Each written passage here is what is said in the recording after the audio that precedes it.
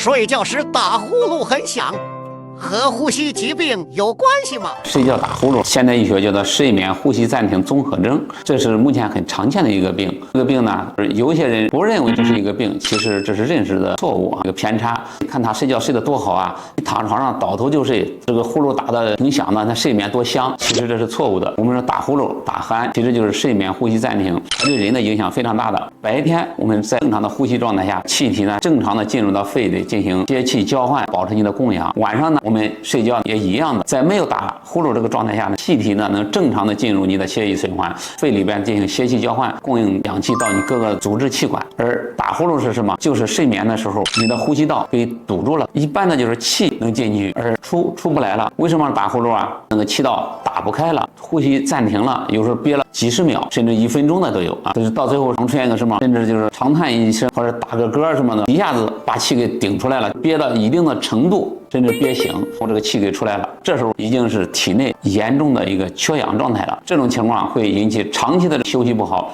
打呼噜的人都知道，睡觉的时候没有质量，天明的时候该起来了，头晕脑胀乏力。晚上睡觉的时候，他没有得到很好的氧气供应，严重的缺氧，时间长了呢，会引起血压的升高啊，心跳的加快，包括代谢的紊乱。所以这个睡眠呼吸暂停、打鼾，我们说打呼噜，不要认为它是睡得好、睡得香，一定要积极的去进行诊断和治疗。